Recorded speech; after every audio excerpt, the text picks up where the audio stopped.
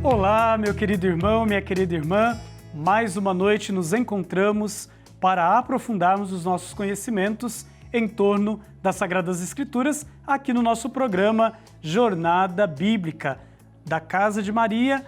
Estamos falando da Palavra de Deus, estamos entrando nesta palavra que é tão importante para as nossas vidas. E hoje, de um modo todo especial, aí fazendo esta caminhada de buscar conhecer as mulheres que contribuíram com a história da salvação, hoje queremos conhecer Judite.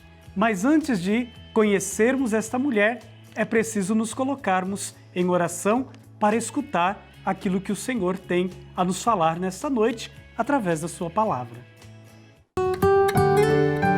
Ó Deus, fonte de toda luz, suplico-vos que iluminai meu entendimento. Dai-me um espírito diligente e dócil, e um desejo eficaz de aplicar o que quer que eu leia para a glória de Deus, para a santificação de minha alma e para a salvação do próximo.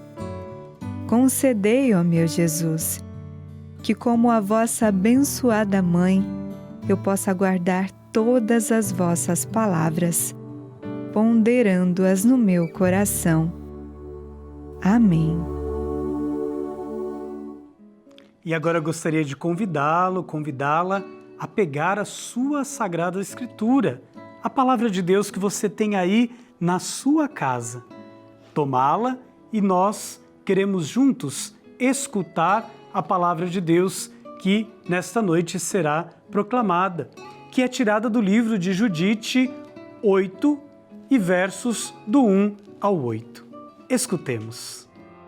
Naqueles dias, esses fatos chegaram ao conhecimento de Judite, filha de Merari, filho de Ox, filho de José, filho de Osiel, filho de Euquias, filho de Ananias, filho de Gedeão, filho de Rafim, filho de Aquedob, filho de Elias, filho de Eucias, filho de Eliabe, filho de Natanael, filho de Salamiel, filho de Suricidai, filho de Israel. Manassés, seu marido, da mesma tribo e linhagem que ela, tinha morrido nos dias da colheita da cevada. Ele estava no campo vigiando os que amarravam os feixes, quando teve insolação na cabeça e precisou recolher-se ao leito, morrendo em Betúlia, sua cidade. Foi sepultado com seus pais no campo situado entre Dotã e Balamon. Havia 3 anos e 4 meses que Judite ficara viúva e desde então vivia recolhida em sua casa, em cujo terraço tinha mandado construir para si uma tenda. Vestia um pano de saco e trajava roupas de viúva.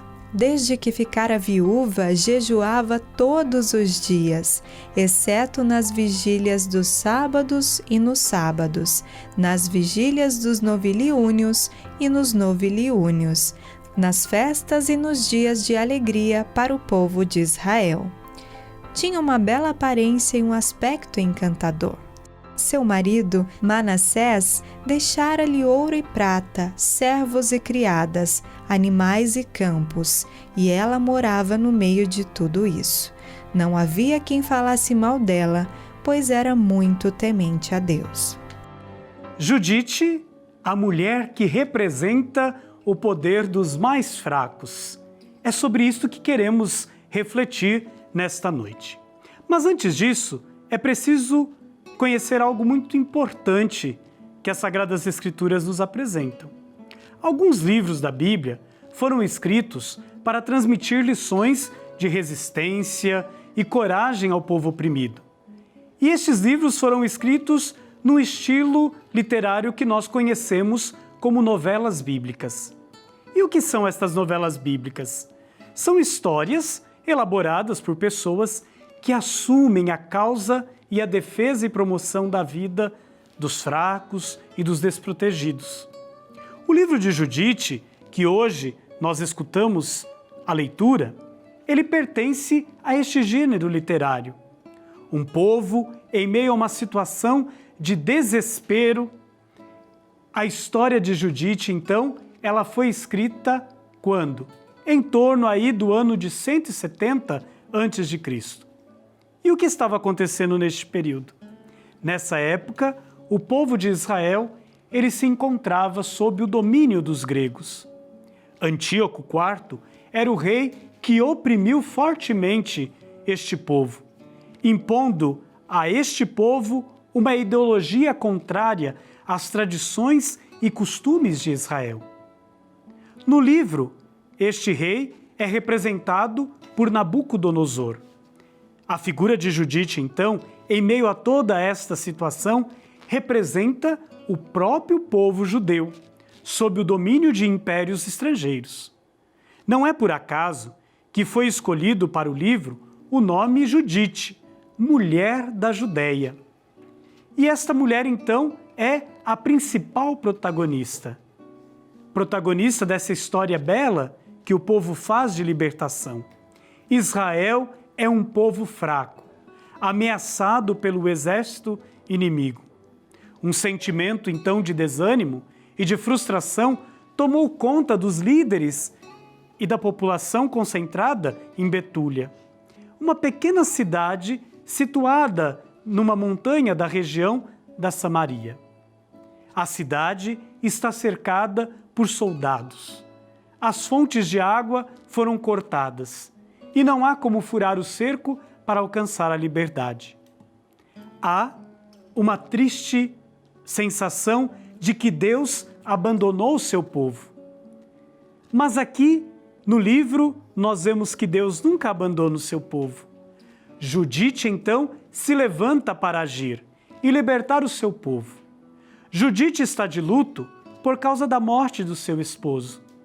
A sua condição de mulher viúva, porém, não a impede de estar bem informada da situação em que vive o povo ao seu redor. Além disso, não segue o que impõe o sistema patriarcalista do seu tempo, que não permite a participação das mulheres na vida pública.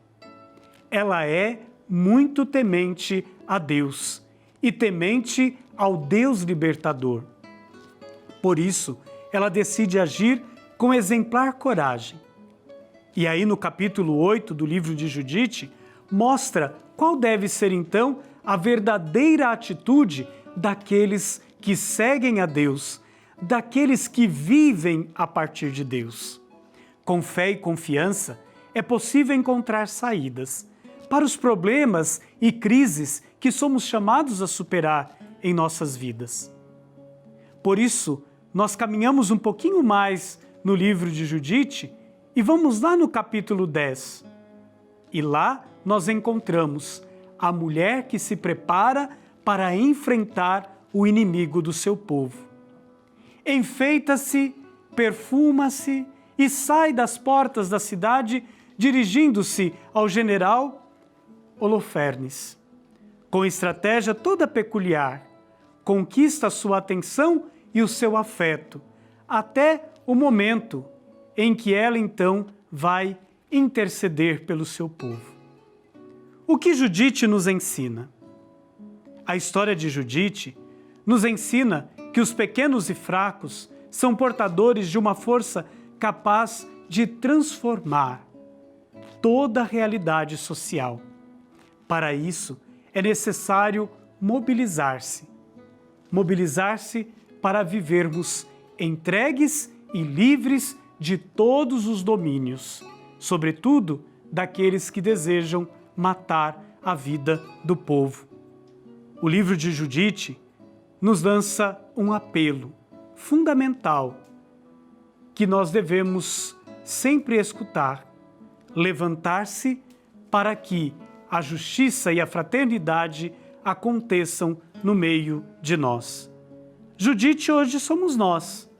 Por isso pedimos ao Senhor que nos faça homens e mulheres inquietos, enquanto existirem entre nós gestos e atitudes que ferem e que eliminam a vida, que é dom de Deus. Hoje, depois da nossa reflexão, queremos mais uma vez pedir a bênção de Deus, deste Deus que sempre está caminhando conosco. E nós a pedimos por intercessão de Maria, a mulher da palavra. Em nome do Pai, do Filho e do Espírito Santo. Amém. Fiquem na paz, na graça de Deus e até o nosso próximo encontro.